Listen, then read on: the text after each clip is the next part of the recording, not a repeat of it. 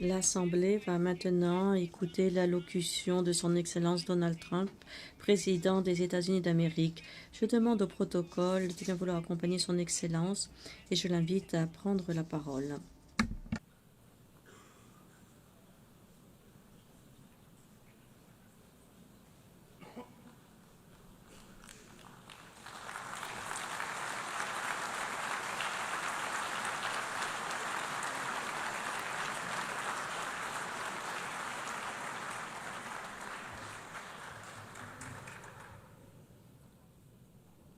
Thank you very much. Merci beaucoup. Merci.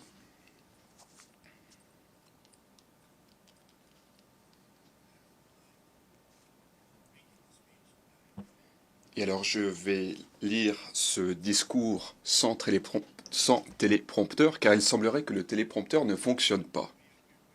Mais je suis, quoi qu'il en soit, ravi d'être présent parmi vous, et cela va me permettre d'improviser et de parler plus librement.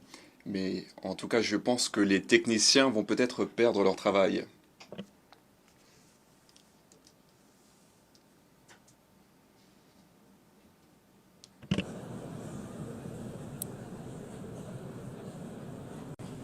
Hello, Madam First. Bonjour à la Première Dame. Merci beaucoup. Merci de votre présence. Madame la Présidente, Monsieur le Secrétaire Général, Madame la Première Dame des États-Unis, Mesdames et Messieurs les délégués, les ambassadeurs, Mesdames et Messieurs les dirigeants.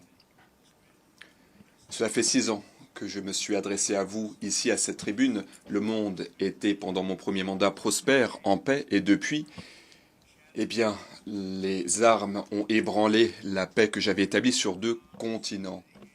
L'ère de stabilité a été remplacée par une période caractérisée par les plus grandes crises auxquelles l'humanité est confrontée. Pendant 4 ans, les États-Unis ont été caractérisés par le radicalisme, par la faiblesse en raison de l'administration de mon prédécesseur.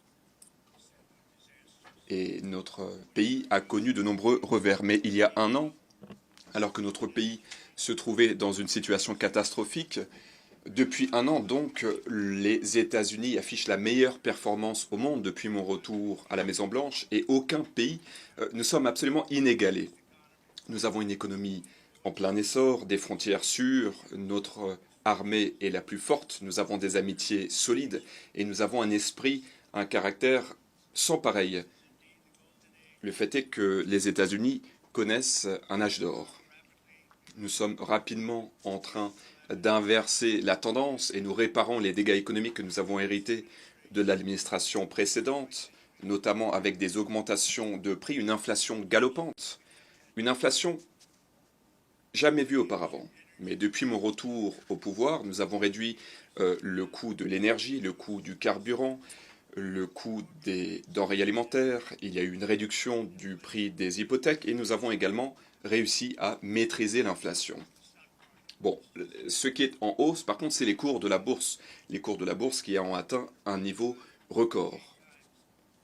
À vrai dire, nous avons multiplié par 40 les cours de la bourse. Il y a donc un essor économique, l'industrie manufacturière est également en plein essor, la bourse se porte mieux que jamais auparavant, et je pense que vous, présents dans la salle, vous en bénéficiez également, tout le monde en bénéficie. Et surtout, les revenus, les salaires des employés augmentent plus rapidement que jamais depuis 6 décennies. Et en fin de compte, c'est ça qui compte. Pendant les 4 années du président Biden, eh bien, il y a eu moins de 1000 milliards de dollars d'investissement aux États-Unis. Et en l'espace de 8 mois, depuis ma prise de fonction, eh bien, nous avons réussi à obtenir des engagements pour quelques 17 000 milliards de dollars. Donc 1000 milliards de dollars pour les 4 ans de l'administration Biden et depuis mon retour au pouvoir, 17 000 milliards de dollars d'investissement aux États-Unis. Cet argent afflue des 4 coins du monde. Nous avons mis en œuvre des réductions d'impôts du jamais vu dans l'histoire de notre pays. Nous avons également supprimé de nombreuses réglementations afin que ce pays soit une fois encore le meilleur pays au monde pour les affaires. Et d'ailleurs, beaucoup des personnes présentes dans la salle investissent aux États-Unis. Et ce sont de très bons investissements, comme le montrent ces 8 derniers mois. Nous avons donc bâti la meilleure économie pendant mon premier mandat. C'était la meilleure économie au monde, dans l'histoire du monde. Et je suis en train de faire la même chose aujourd'hui. Mais cette fois-ci, nous allons aller encore plus loin. L'économie va se porter encore mieux. Et à vrai dire, les chiffres dépassent nos attentes pendant notre premier mandat. Pour ce qui est de la frontière au sud des États-Unis, nous avons endigué une invasion à grande échelle au cours des 4 derniers mois. Et pendant 4 mois consécutifs, le nombre de migrants illégaux ayant franchi notre frontière s'élève à 0. C'est difficile à croire, car si on regarde ce qui s'est passé, ne serait-ce qu'il y a un an, il y avait à vrai dire des millions et des millions de personnes qui affluaient du monde entier, des prisonniers, des personnes déséquilibrées, des trafiquants de drogue, qui venaient du monde entier, qui affluaient dans notre pays en raison d'une politique ridicule, la politique des frontières ouvertes de l'administration Biden. Notre message est clair, si vous venez illégalement aux États-Unis, eh bien vous irez en prison ou vous retournerez dans votre pays, voire même encore plus loin. Et vous savez ce que j'entends par là. Je souhaiterais remercier El Salvador pour l'excellent travail mené à bien par ce pays pour recevoir et pour incarcérer de nombreux criminels qui avaient franchi les frontières de notre pays. En raison de l'administration Biden, un nombre record de personnes avaient franchi légalement la frontière. Mais nous sommes en train de nous débarrasser d'eux. Nous n'avons pas le choix. Et il y a d'autres pays qui sont dans la même situation, car il y a d'autres pays qui se trouvent dans la même situation. Pour ce qui est de la migration, c'est en train de détruire vos pays. Et donc vous devez faire quelque chose. À l'échelle internationale, les États-Unis, une fois encore, sont respectés comme jamais auparavant. Il y a 2 ans, il y a 3 ans, il y a 4 ans, voire même ne serait-ce qu'il y a un an, tout le monde se moquait de nous à travers le monde. Pendant le sommet de l'OTAN, au mois de juin, tous les membres de l'OTAN ont pris un engagement pour augmenter leurs dépenses militaires comme je leur ai demandé, pour passer de 2 à 5% du PIB. Notre alliance est aujourd'hui plus forte, plus puissante qu'elle ne l'a jamais été dans son histoire. Au mois de mai, je me suis rendu au Moyen-Orient afin de rendre visite à mes amis pour rebâtir nos partenariats dans le Golfe. Ce sont des relations qui nous sont chères avec l'Arabie Saoudite, le Qatar, les Émirats Arabes Unis et d'autres pays également. Et je pense que nous avons un partenariat plus solide que jamais auparavant. Mon administration a négocié un accord commercial, des accords commerciaux sans pareil, notamment avec le Royaume-Uni, avec l'Union européenne, avec le Japon, la Corée du Sud, le Vietnam, l'Indonésie, les Philippines, la Malaisie et beaucoup d'autres pays. Au cours des 7 derniers mois, j'ai mis un terme à cette guerre. Personne ne pensait que c'était possible. On m'a dit c'est impossible. Certaines de ces guerres, 2 de ces guerres duraient depuis 3 décennies. Vous vous rendez compte? 27 ans pour l'une de ces guerres, 37 ans pour l'autre guerre. J'ai mis un terme à 7 guerres. Et dans tous les cas, ce sont des guerres sanglantes qui tuaient des milliers et des milliers de personnes, notamment le Cambodge, la Thaïlande, le Kosovo et la Serbie, le Congo et le Rwanda. C'était une guerre, mais extrêmement violente. Le Pakistan et l'Inde, Israël et l'Iran, l'Égypte et l'Éthiopie, et l'Arménie et l'Azerbaïdjan. Tous ces pays étaient concernés. Aucun président, aucun premier ministre, et à vrai dire, aucun pays au monde n'avait jamais fait une chose pareille. Et je l'ai fait en l'espace de 7 mois seulement. C'est du jamais vu, du jamais vu. Et je suis vraiment honoré de l'avoir fait. Hélas, j'ai dû mettre un terme à ces guerres alors que j'aurais préféré que l'ONU le fasse. Et le fait est que, hélas, dans le cas de toutes ces guerres, les Nations Unies n'ont même pas essayé d'aider à résoudre ces conflits. J'ai mis un terme à 7 guerres, je me suis entretenu avec les dirigeants de chacun de ces pays, et je n'ai reçu aucun coup de téléphone de la part de l'ONU me proposant peut-être de m'aider à résoudre ces conflits. Le fait est que, à l'ONU, les escalateurs, les escaliers ne fonctionnent même pas. Heureusement, la première dame est dans une excellente forme physique. Et d'ailleurs, moi aussi, je suis dans une très bonne forme physique. Donc nous avons pu gravir les escaliers. Et ensuite, il y a le téléprompteur qui ne fonctionne pas. Voilà. Voilà ce que je reçois de la part de l'ONU. Des escaliers mécaniques qui ne fonctionnent pas et un téléprompteur éteint. Merci beaucoup. Bon, le téléprompteur fonctionne désormais, merci. Bon, je pense que je devrais me contenter de lire mon discours de toute façon, merci.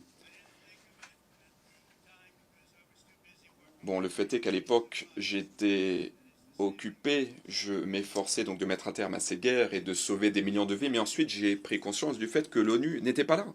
Il n'était pas là. J'y ai réfléchi après avoir mis un terme à ces conflits, et non pas pendant les négociations, des négociations loin d'être aisées. Ceci étant dit, quel est l'objectif de l'ONU? L'ONU a un tel potentiel, et je l'ai toujours dit.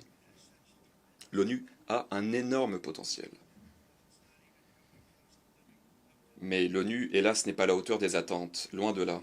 En tout cas, c'est le cas aujourd'hui. Les Nations Unies semblent se contenter de rédiger des lettres, mais ensuite, tout cela reste lettres mortes. Ce sont des vœux pieux. Et cela ne permet pas de résoudre des guerres. La seule façon de résoudre des guerres, c'est d'agir. Après avoir mis un terme à toutes ces guerres, après avoir négocié les accords d'Abraham, et ce n'est pas rien. Et d'ailleurs, personne ne nous a remerciés. De toute façon, on ne nous remercie jamais. On ne nous remercie jamais. D'aucuns disent que j'aurais dû, pour chacun de ces accords, j'aurais dû reçu le prix Nobel de la paix. Mais moi, ce que je souhaite véritablement, c'est que les enfants puissent grandir dans la paix, car des millions de personnes dans tous ces pays ne seront plus tuées dans ces guerres qui ne prennent jamais fin. Moi, ce qui me préoccupe, ce n'est pas de recevoir des prix. Je souhaite sauver des vies. Et nous avons sauvé des millions et des millions de vies en mettant un terme à ces 7 conflits. Et nous sommes en train de négocier d'autres accords, comme vous le savez. Il y a des années, il y a un homme qui s'appelle Donald Trump, qui travaillait dans l'immobilier à New York. Il a misé sur la rénovation de ce complexe des Nations Unies. Je me souviens comme si c'était hier. Et à l'époque, j'ai dit que pour 500 millions de dollars, j'allais reconstruire ce complexe des Nations Unies pour que ce bâtiment soit magnifique, avec des sols en marbre, avec de magnifiques terrasses. J'avais promis de reconstruire le plus bel immeuble qui soit en marbre et non pas en plastique, mais ils ont décidé de dépenser beaucoup plus d'argent avec un autre projet, et je dois dire que le résultat est bien moindre. Et en fait, je pense qu'à l'époque, ils n'avaient aucune idée de ce qu'ils étaient en train de faire. Et leur concept en termes de construction était totalement erroné. Et les projets qu'ils avaient en tête étaient très mauvais, extrêmement onéreux. Cela allait leur coûter une fortune. Et je leur ai dit, je leur ai dit, attendez un peu de voir les dépassements de coûts. Il y a eu des dépassements de coûts. Ils ont dépensé 200 milliards de dollars pour le bâtiment. 200 millions de dollars. Et les sols ne sont même pas en marbre. Et c'est ce que je vous avais promis. En ce qui me concerne, pour être honnête, lorsque je regarde ce bâtiment, et lorsque je me retrouve coincé sur les escaliers mécaniques, le fait est que c'est encore un chantier en cours qui n'a pas été terminé.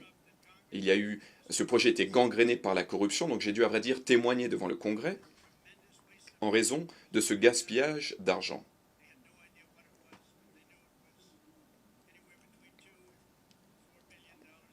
Entre 2 et 4 milliards ont été dépensés au lieu des 5 millions prévus.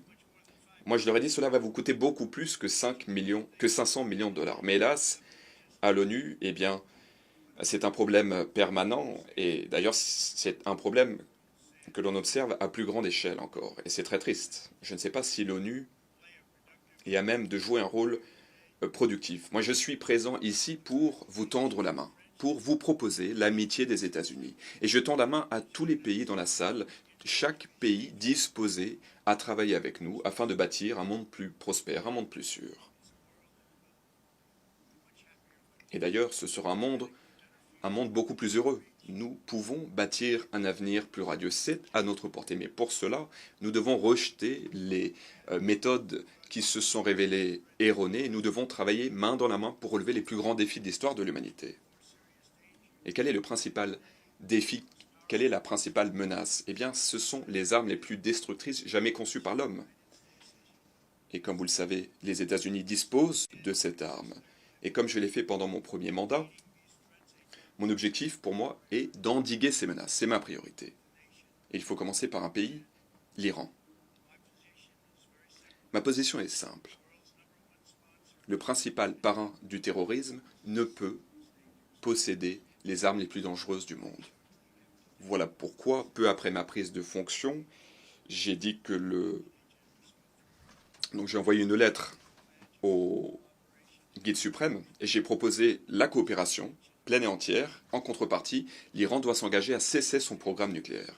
Quelle était la réponse du régime? Ils ont continué à proférer des menaces à l'endroit de leurs voisins, ils continuent de menacer les intérêts américains dans la région, ils continuent de menacer des pays, de grands pays qui se trouvent dans la région. Et aujourd'hui, beaucoup des anciens commandants militaires de l'Iran, presque tous, à vrai dire, nous ont quittés, ils sont morts.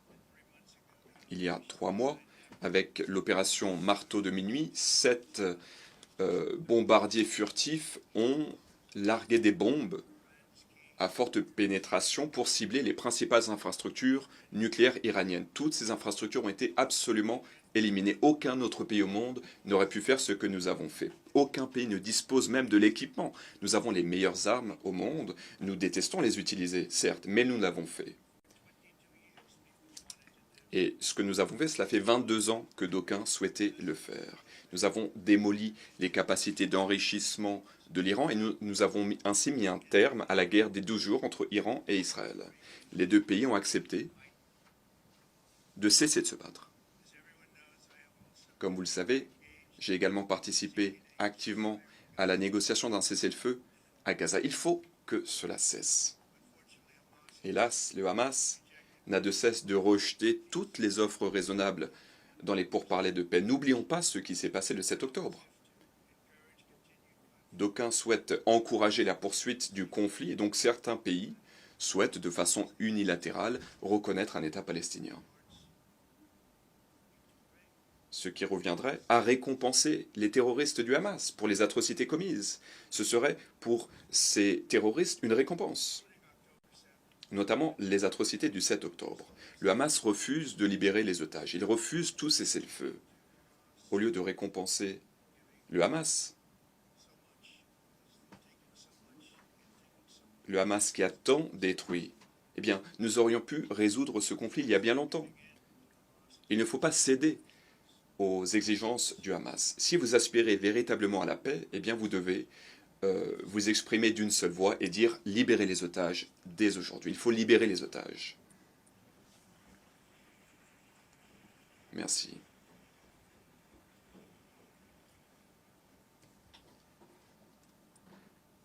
Merci.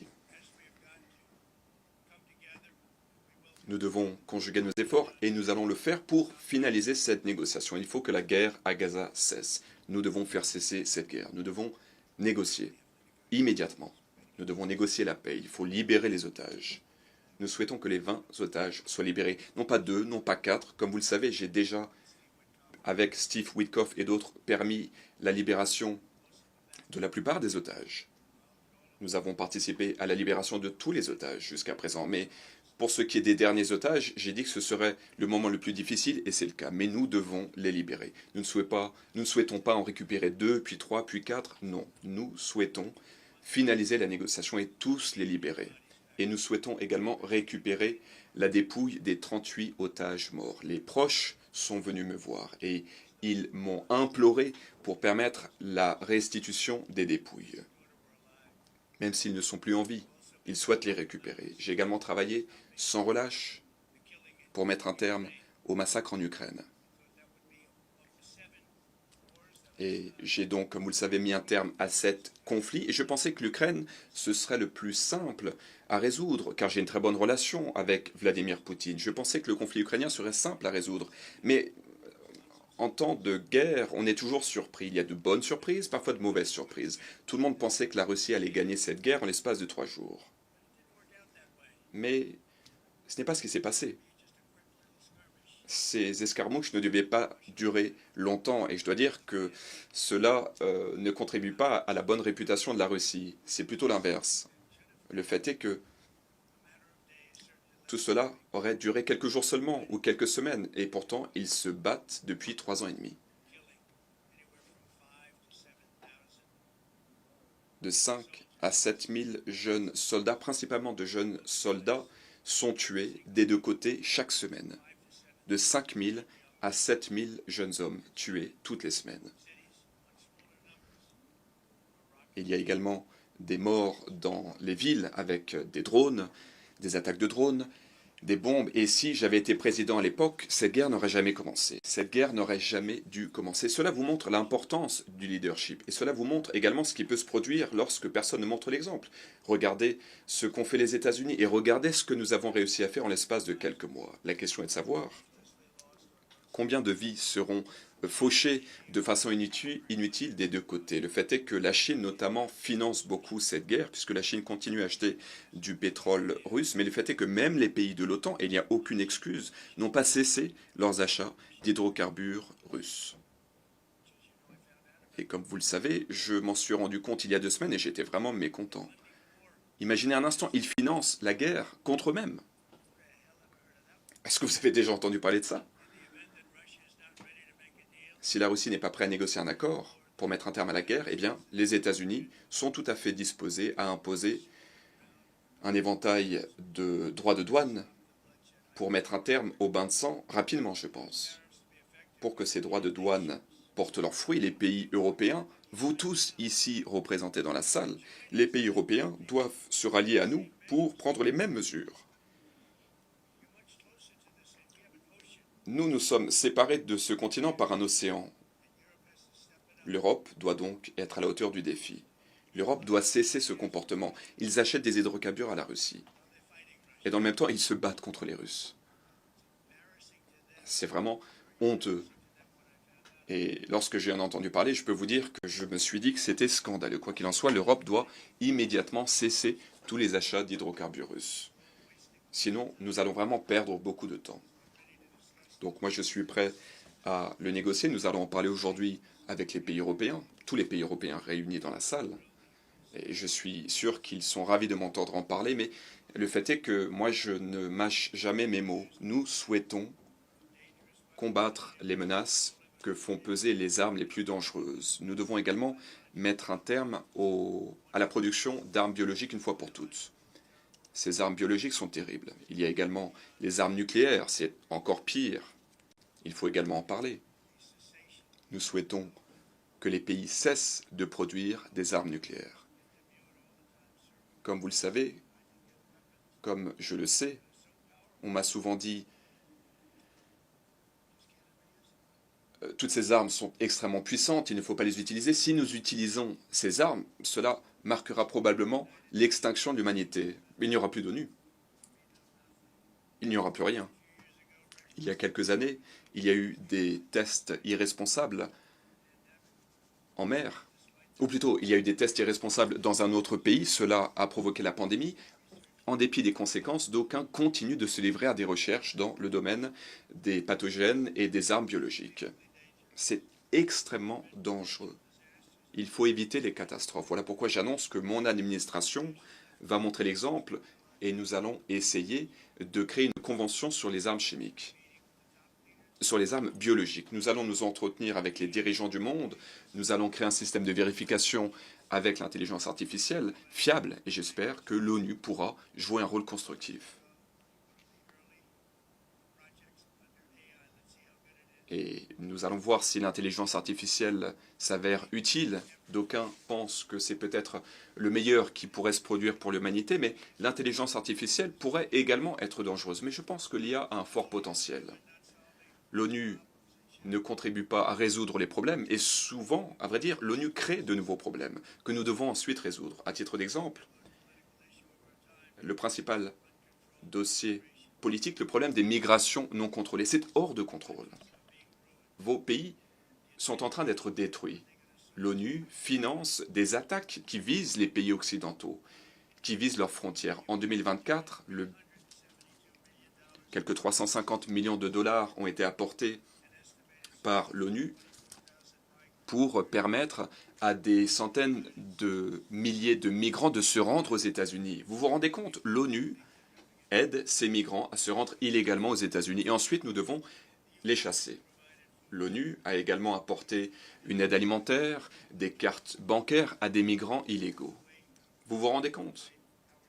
Des migrants qui ont ensuite franchi la frontière sud des États-Unis. Ce sont des millions de personnes qui ont franchi la frontière sud. Avant mon arrivée, des millions de personnes affluaient jour après jour. En l'espace de 4 ans, 25 millions de personnes, en raison de l'administration incompétente de mon prédécesseur. Mais nous avons mis un terme à tout cela. À vrai dire, il n'y a plus personne qui franchit la frontière, car ils savent que cette frontière est infranchissable.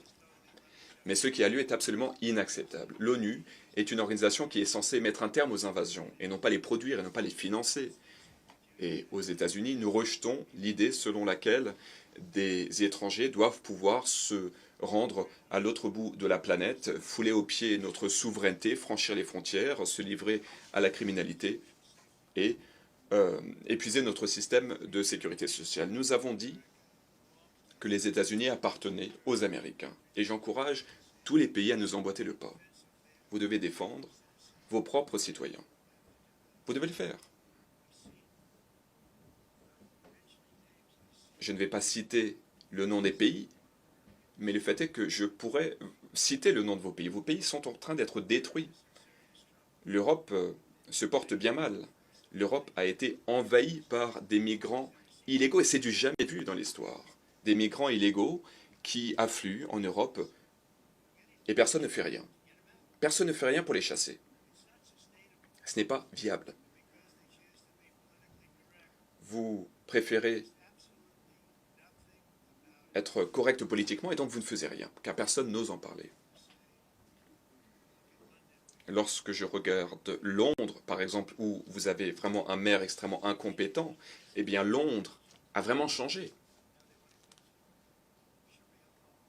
Il souhaite imposer la charia à Londres, alors que c'est un autre pays, vous ne pouvez pas imposer la charia. Et je pense que cela provoquera la mort de l'Europe de l'Ouest si rien n'est fait immédiatement. Ce n'est pas viable. Ce qui permet au monde d'être beau, c'est que chaque pays est unique. Chaque pays souverain doit pouvoir maîtriser ses frontières. Vous avez le droit de maîtriser vos frontières comme nous le faisons nous-mêmes. Et vous devez limiter le nombre de migrants qui franchissent vos frontières. Car il faut penser aux contribuables. Ce sont vos contribuables qui ont bâti votre nation, qui ont versé leur sang, qui ont travaillé sans relâche, qui ont dépensé des sommes considérables. Et aujourd'hui, ces pays sont en cours de destruction. Les pays fiers doivent protéger leur communauté, doivent veiller à ce que leur communauté ne soit pas envahie par des populations, par des étrangers, qui ont des coutumes différentes, qui ont des religions différentes. Ces migrants violent les lois. Il y a des demandeurs d'asile qui n'ont pas du tout le droit d'obtenir l'asile. Et dans de nombreux cas, ces personnes devraient être renvoyées chez elles. Alors, nous avons le cœur sur la main, bien entendu, pour les populations qui souffrent véritablement. Nous sommes pleins d'empathie, certes. Nous devons, dans un premier temps, résoudre les problèmes qui accablent leur pays, plutôt que de créer de nouveaux problèmes dans nos pays. Nous avons vraiment tendu la main à tous ces pays, des pays qui, auparavant, nous envoyaient de véritables caravanes avec des centaines de migrants, de grandes caravanes de migrants qui franchissaient nos frontières sans aucun contrôle. Nous ne savions pas qui étaient ces personnes, mais ça, c'est fini. Selon le Conseil de l'Europe, en 2024, 50% des prisonniers dans les prisons allemandes étaient des ressortissants étrangers, des migrants. En Autriche, c'est 53% des personnes incarcérées qui provenaient donc d'autres pays. En Grèce, c'était 54%. En Suisse, un très beau pays, 72% des prisonniers sont des ressortissants étrangers. Lorsque vos prisons sont remplies de soi-disant demandeurs d'asile, qui vraiment, alors qu'on leur a ouvert la porte, se livrent à la criminalité, eh bien il faut mettre un terme à la politique des frontières ouvertes. Et je peux vous le dire, moi je sais comment fermer les frontières. Vos pays sont voués à l'enfer si vous ne faisiez rien. Nous avons décidé d'agir rapidement pour mettre un terme à cette immigration incontrôlée. Nous avons donc décidé d'expulser tous ces étrangers, et du jour au lendemain, les étrangers ont cessé d'essayer de venir, ils ne viennent plus aux États-Unis. C'était donc pour leur bien, car le fait est que lorsque ces migrants se rendent aux États-Unis, il y en a des dizaines qui meurent sur le chemin. Il y a beaucoup de femmes qui ont été violées, c'est du jamais vu. Ces femmes ont été violées, passées à tabac, pendant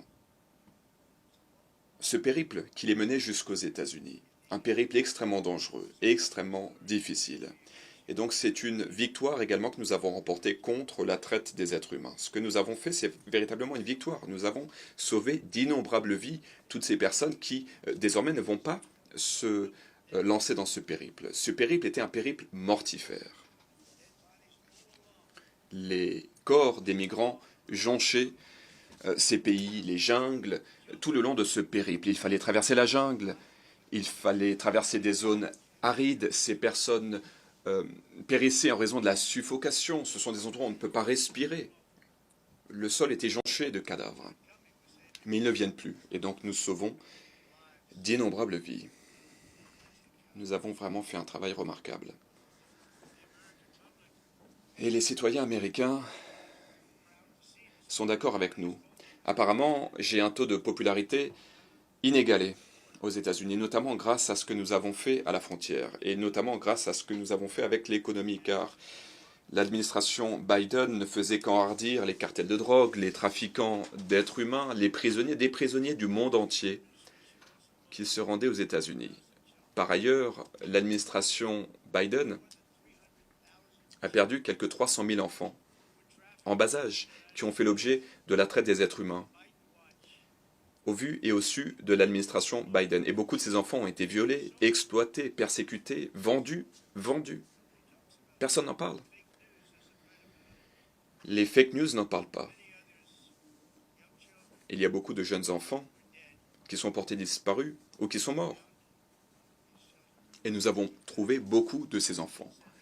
Et nous les avons rapatriés, nous les avons rendus à leurs parents. Et donc, lorsque nous retrouvons ces enfants, nous leur demandons d'où viens-tu et nous les renvoyons chez eux.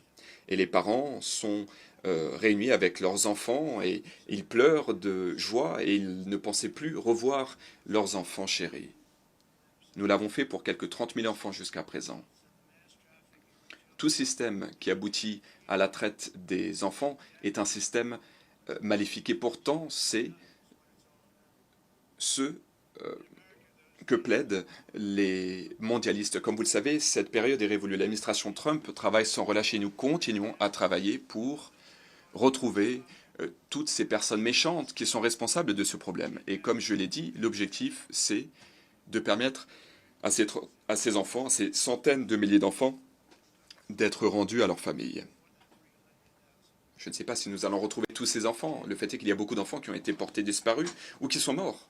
Ils sont portés disparus ou ils sont morts en raison de ce que sont faits ces animaux.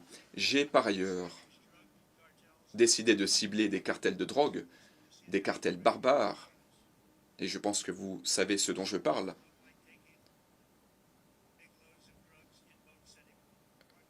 Croyez-moi, après ce que j'ai fait, il n'y a plus beaucoup de transport de drogue par navire depuis le Venezuela. Ils ont changé d'avis assez rapidement grâce à notre action et nous avons donc mis un terme à ces arrivées par bateau de drogue. Ces drogues tuent des centaines de milliers de personnes. Il y a également un certain nombre donc de cartels de drogue, des cartels barbares qui sont désormais inscrits sur les listes d'organisations terroristes. Il y a également les pires gangs de l'histoire, Tren de Agua et le MS-13. Tren de Agua vient du Venezuela d'ailleurs. Ces organisations se livrent à la torture, à la mutilation, au meurtre, en toute impunité. Ce sont les ennemis de l'humanité.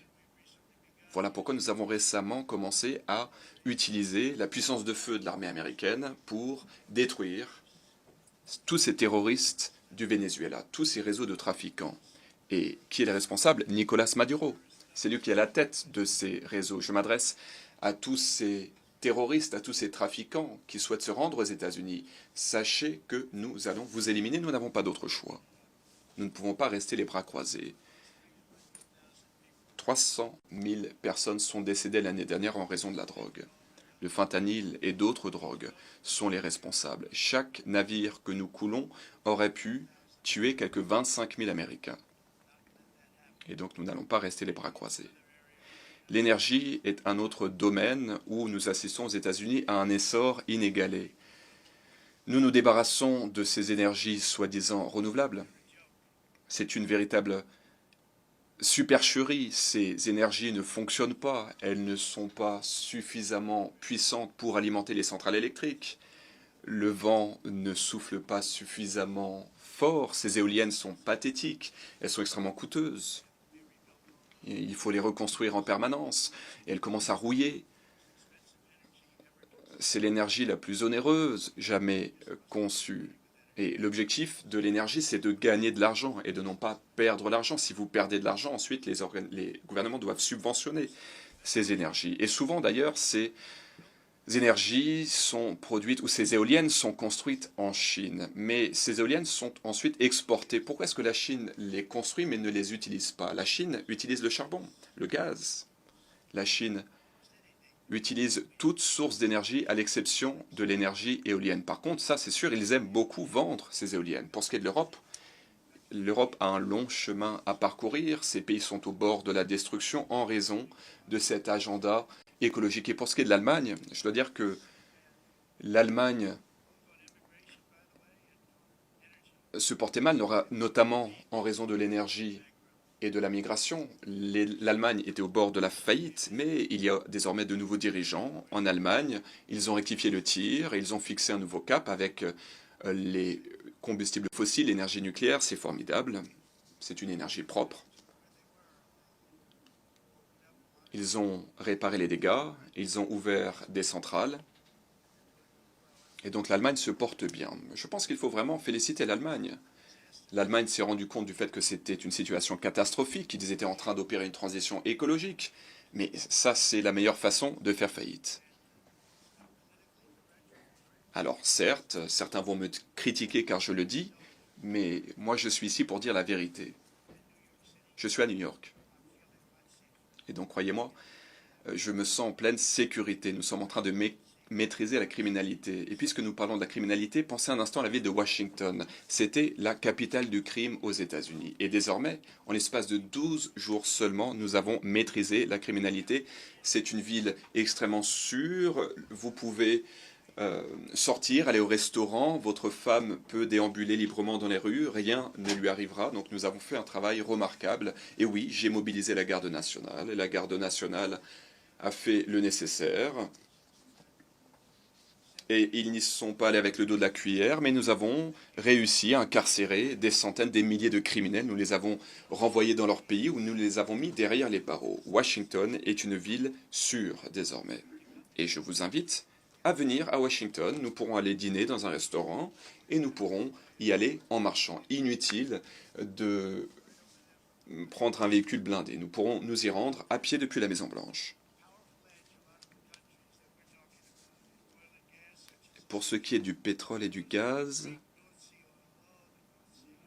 on nous parle du pétrole de la mer du Nord. Aberdeen, c'était la capitale du pétrole de l'Europe. Il y a un fort potentiel. Il y a encore du pétrole à trouver dans la mer du Nord. Beaucoup de réserves de pétrole. Et je me suis entretenu avec le Premier ministre et je lui ai dit, vous avez énormément de gisements. Mais il y a eu tellement d'impôts qu'aucune entreprise ne souhaitait se livrer à l'exploitation du pétrole. Or, il y a beaucoup de gisements dans les sols. Il y a beaucoup de pétrole, du pétrole que nous n'avons pas encore trouvé. Et c'est vraiment une grande ressource pour le Royaume-Uni. Et donc j'espère que le Premier ministre britannique m'écoute, car je lui ai dit pendant 3 jours, je n'ai cessé d'en parler. Le pétrole de la mer du Nord, car je souhaite le meilleur au Royaume-Uni.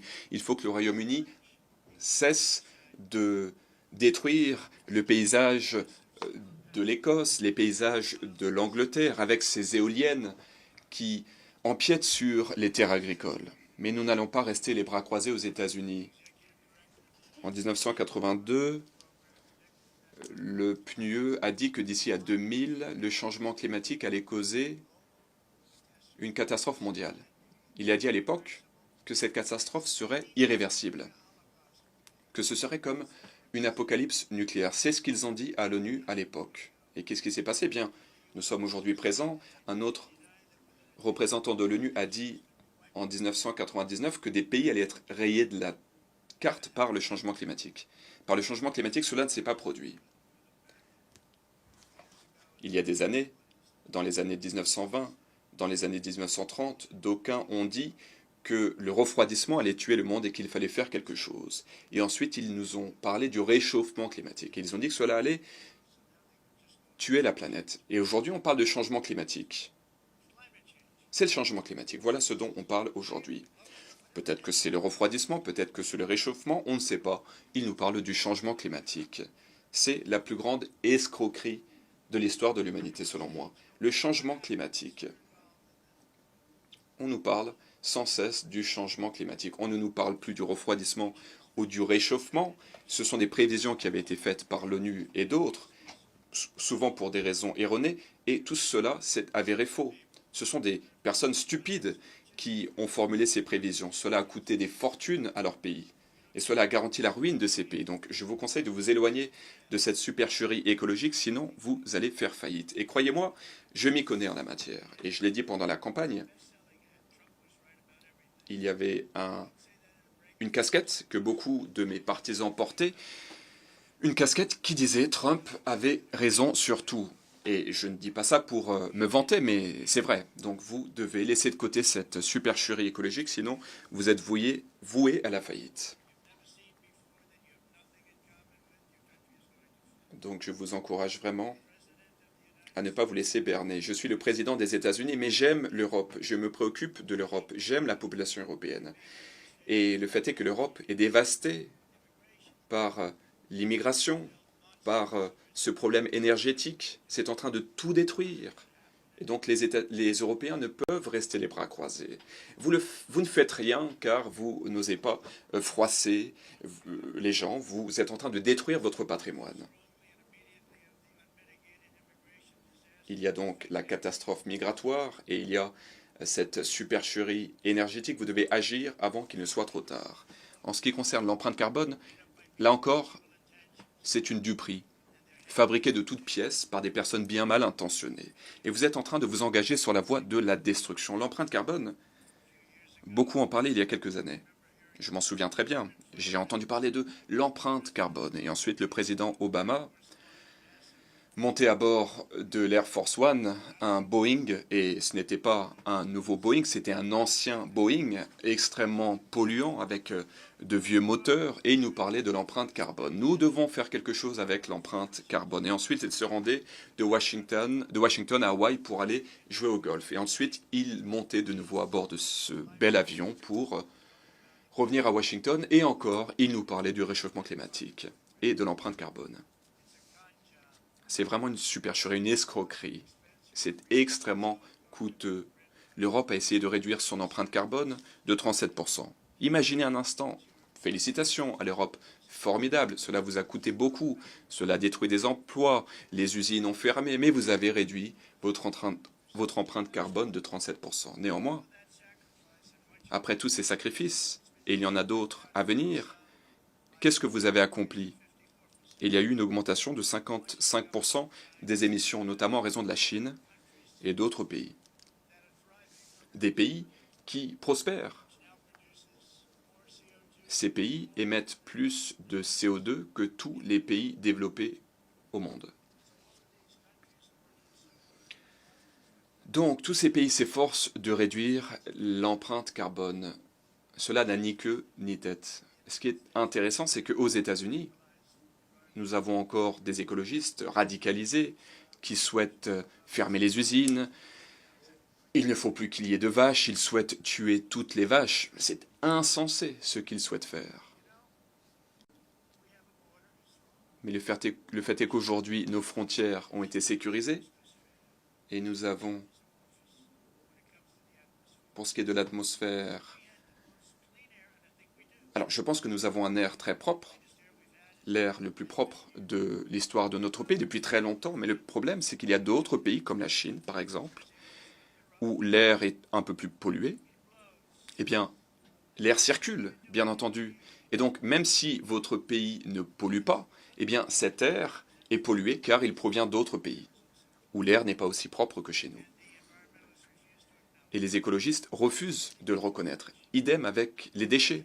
En Asie, par exemple, ils ont tendance à déverser leurs déchets dans les océans. Et en l'espace de 2 ou 3 semaines, eh bien, ces déchets viennent s'échouer sur les frontières de la Californie. Nous l'avons vu, des quantités considérables de déchets à Los Angeles, à San Francisco. Mais ensuite, on vient vous taper sur les doigts parce que vous avez laissé votre mégot sur la plage. C'est totalement insensé.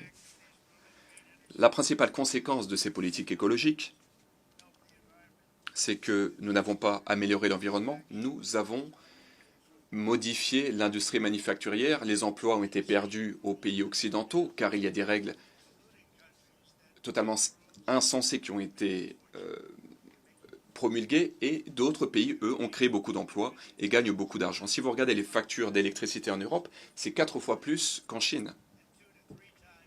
2 ou 3 fois plus élevé qu'aux États-Unis. Nous, nos factures sont en train de baisser, vous l'avez probablement vu. Nous avons beaucoup réduit le coût de l'électricité, car qu'est-ce que nous faisons? Eh bien, nous forons, comme le dit l'expression, fort chéri, fort, nous forons. Les coûts de l'électricité ont beaucoup baissé aux États-Unis. Et donc, par exemple, si vous regardez les climatiseurs, dans les pays où les factures d'électricité sont très élevées, les gens n'utilisent pas la climatisation.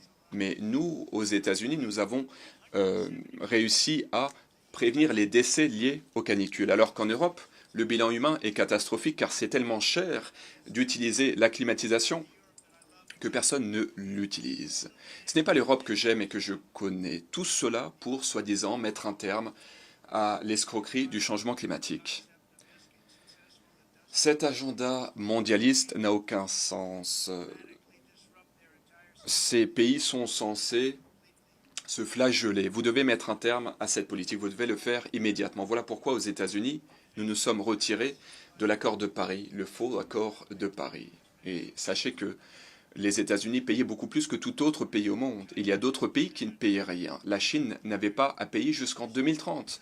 La Russie avait également une cible facile à atteindre. Mais pour ce qui est des États-Unis, nous étions censés payer 1000 milliards de dollars. Et j'ai dit que c'était une escroquerie. Le fait est que les États-Unis se sont laissés abuser par le reste du monde, mais ce n'est plus le cas, comme vous l'avez remarqué.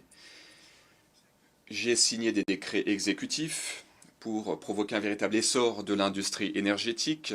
Pour ce qui est du pétrole, nous avons beaucoup de réserves. Nous avons plus de gisements de gaz et de pétrole que n'importe quel autre pays. Et si vous ajoutez le charbon, eh bien, nous avons plus de réserves d'énergie que les autres pays. Et le charbon, c'est magnifique, c'est propre. On peut faire avec le charbon aujourd'hui des choses qui étaient inimaginables il y a des décennies. Et donc, pour ce qui est du charbon, moi je ne dis pas le charbon, je dis le charbon propre, le beau charbon. En tout cas, nous sommes prêts à aider tous les pays à leur fournir de l'énergie propre si vous en avez besoin. Et nous sommes en train d'exporter de l'énergie aux 4 coins du monde. Nous sommes le plus grand exportateur. Aux États-Unis, nous sommes en faveur du commerce. Nous sommes prêts à faire des affaires avec tous les pays. Nous souhaitons aider les nations. Nous allons aider vos pays. Mais il faut que ce commerce soit équitable, réciproque. Le problème avec le commerce, c'est le même qu'avec le climat. Les pays qui respectent les règles, eh bien, leurs usines ont été pillées. C'est vraiment très triste. Ces usines ont dû fermer leurs portes en raison de ces pays qui ne respectent pas les règles du jeu. Voilà pourquoi les États-Unis appliquent des droits de douane à d'autres pays. Et le fait est que ces droits de douane nous ont été appliqués à nous pendant des années. C'était hors de contrôle. Nous avons utilisé les droits de douane pour nous défendre. Et ce, depuis mon retour au pouvoir. Et d'ailleurs, pendant mon premier mandat, nous avons engrangé des centaines de milliards de dollars grâce à ces droits de douane. Et d'ailleurs, l'inflation était contrôlée à l'époque. Aujourd'hui, l'inflation est contrôlée. Mais le fait est qu'aujourd'hui, nous engrangeons des sommes considérables grâce aux droits de douane. Cela va nous permettre de veiller à ce que les règles du jeu soient équitables pour tout le monde. Ce système est beaucoup plus viable. Nous utilisons les droits de douane pour défendre notre souveraineté, notre sécurité, pour notamment nous défendre face aux nations qui ont tiré parti, qui ont profité des administrations antérieures. Et notamment l'administration la plus corrompue, la plus incompétente de l'histoire des États-Unis, l'administration de Joe l'endormi. Le Brésil, par exemple, fait face à des droits de douane, car le Brésil s'efforce d'empiéter sur les droits des Américains. D'aucuns utilisent la corruption judiciaire, notamment. Alors, le fait est que je dois vous dire que, à mon arrivée, le président du Brésil était en train de quitter la salle. Je l'ai vu, il m'a vu, et eh bien, nous nous sommes pris dans les bras.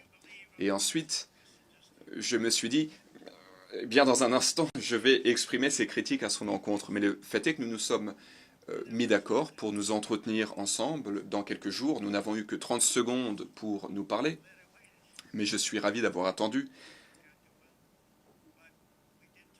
Le fait est que nous nous sommes entretenus, nous avons eu une bonne discussion et nous sommes convenus de nous réunir la semaine prochaine. Je ne sais pas si cela vous intéresse, mais je pense qu'il m'aime bien et moi je l'aime bien.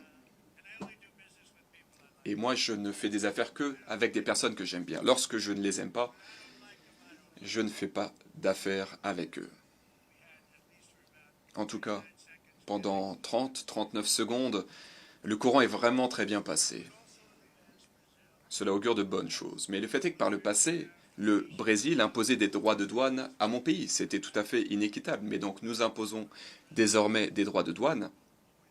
Et en tant que président, je défendrai toujours notre souveraineté et le droit des citoyens américains. Donc, je suis désolé de le dire, mais le fait est que la performance est assez médiocre au Brésil et cela continuera d'être le cas. Pour améliorer la performance, il faut que le Brésil travaille avec nous, car sans nous, ils échoueront comme d'autres pays. L'année prochaine, les États-Unis vont célébrer le 250e anniversaire de notre indépendance, de notre glorieuse indépendance, qui illustre la continuité de l'esprit américain. Et nous allons également accueillir, en 2026, la Coupe du Monde de la FIFA, puis en 2028, les Jeux Olympiques. Je suis vraiment très enthousiaste. J'espère que vous serez tous présents. J'espère que les habitants du monde entier participeront à ces compétitions sportives qui célèbrent les réalisations humaines. Et tout a commencé le 4 juillet 1776, lorsque nous avons fondé les États-Unis, une lueur d'espoir pour le monde entier. Et ce jour-là, les États-Unis d'Amérique ont vu le jour. Et pour célébrer cet anniversaire, j'espère que tous les pays qui ont été inspirés de notre réalisation se rallieront à nous pour célébrer ces valeurs qui nous sont si chères. Nous devons ensemble défendre la liberté d'expression, nous devons défendre la liberté religieuse, notamment pour les groupes religieux les plus persécutés, c'est-à-dire les chrétiens. Et nous devons également sauvegarder notre souveraineté et nous devons chérir toutes ces valeurs qui rendent nos nations si uniques et extraordinaires. En guise de conclusion, je souhaiterais simplement dire que l'immigration et les coûts trop élevés de l'énergie soi-disant verte sont en train de détruire le monde libre, une grande partie de la planète également. Il y a des pays qui valorisent la liberté, qui sont en train d'être effacés de la carte en raison de leur politique en la matière. Vous avez besoin de frontières sûres, vous avez besoin d'utiliser les combustibles fossiles. Si vous souhaitez bien vous porter, que vous soyez dans le nord ou dans le sud, à l'est ou à l'ouest, tous les dirigeants réunis dans cette belle salle représentent une culture riche, une histoire noble, un héritage dont vous pouvez être fiers, qui donne toute sa grandeur à vos pays.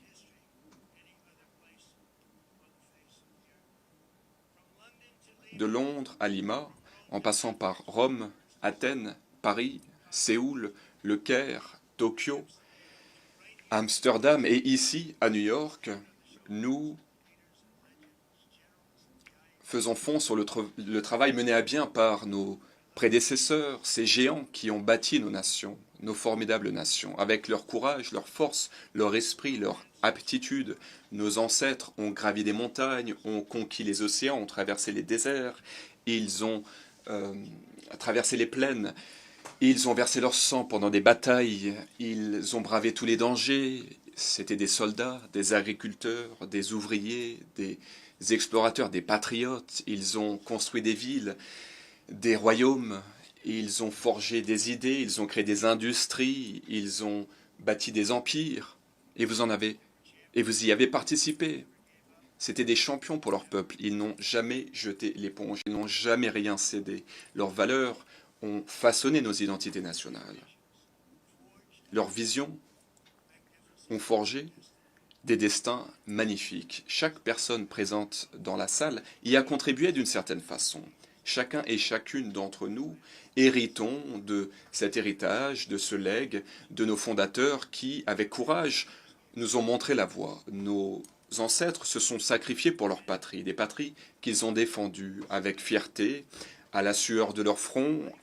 Ils ont versé le sang, ils ont fait le sacrifice ultime, et aujourd'hui il nous incombe de protéger les nations qu'ils ont bâties. Et c'est une mission qu'il nous incombe de mener à bien. Donc nous devons ensemble honorer l'engagement qui est le nôtre vis-à-vis de nos citoyens. Nous devons protéger les frontières, garantir la sécurité des citoyens, préserver les cultures, préserver les traditions, et nous devons nous battre pour concrétiser leurs rêves, leurs aspirations. Nous devons le faire dans l'amitié, et nous devons le faire avec une belle vision. Nous devons tous travailler main dans la main pour bâtir un avenir plus radieux, pour bâtir une magnifique planète, une planète que nous partageons, une planète de paix, un monde plus riche, plus beau que jamais auparavant. Et c'est possible, c'est à notre portée. Et nous allons le faire, et j'espère que nous pouvons le faire, et nous devons commencer dès aujourd'hui, dès maintenant. Nous avons inversé la tendance, nos pays seront plus forts, plus sûrs, plus beaux.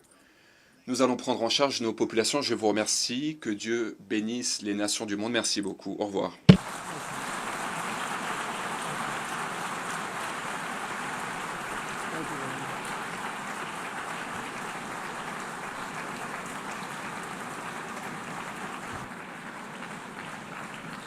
On behalf of Au nom de l'Assemblée, je tiens à remercier le président des États-Unis.